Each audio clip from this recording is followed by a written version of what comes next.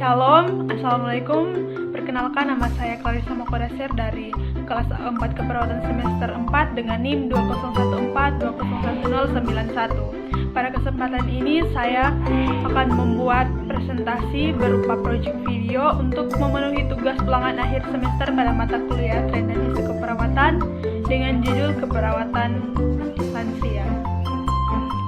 Lansia merupakan seseorang yang telah memasuki tahapan akhir dari masa kehidupan. Kelompok yang dikategorikan lansia akan mengalami suatu proses yang disebut aging process atau proses penuaan.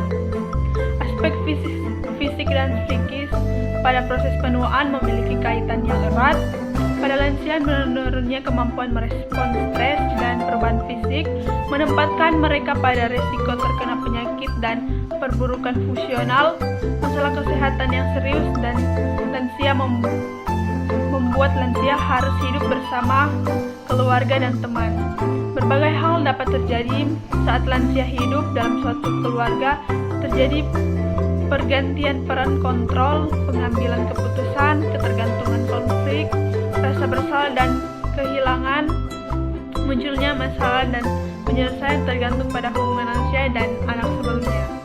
Semua pihak yang terlibat memiliki pengalaman masa lalu dan emosi yang kuat, maka keluarga akan membantu lansia menyeimbangkan antara tuntutan karir dan tuntutan anak. Keluarga lansia juga dapat bernegosiasi sejauh mana bantuan yang dapat diberikan dan beberapa besar pengambilan keputusan yang harus diemban.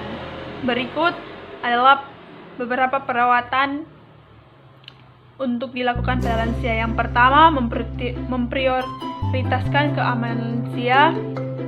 Dalam pengawasan lansia, salah satu hal yang perlu Anda perhatikan adalah keamanannya, apalagi seperti yang telah disebutkan sebelumnya.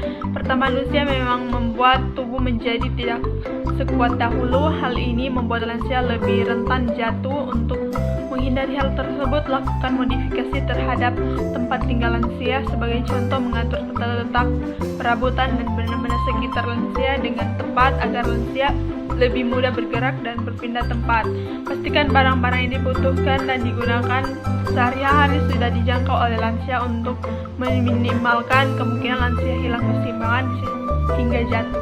2. Perhatikan kebutuhan nutrisi. Penting memperhatikan kebutuhan gizi untuk lansia sebagai bagian dari perawatan lansia. Sama seperti orang kebanyakan, lansia juga memerlukan zat gizi yang seimbang dan beragam.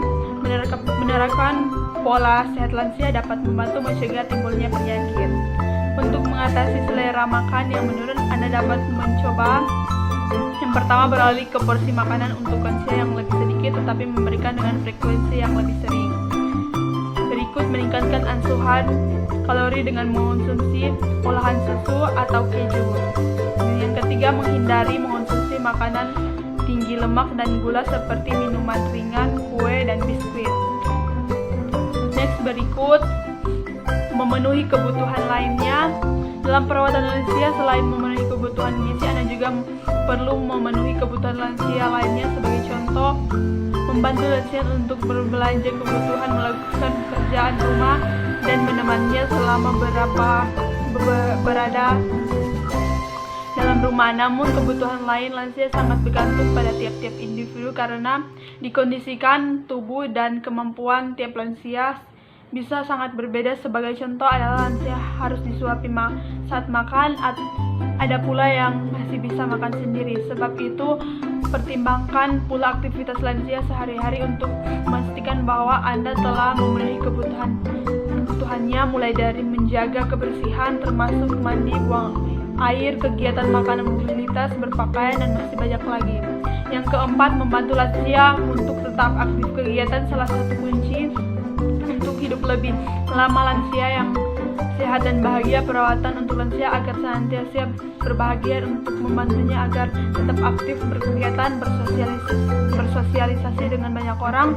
Lansia yang terlalu banyak menghabiskan waktu sendirian di rumah tanpa melakukan kegiatan yang berarti cenderung mudah merasa kesepian, terisolasi hingga menjadi gangguan kesehatan mental pada lansia seperti depresi dan stres. Oleh sebab itu, Sebagai perawat, Anda perlu membantu lansia agar bisa aktif berkegiatan, bertemu dengan banyak orang.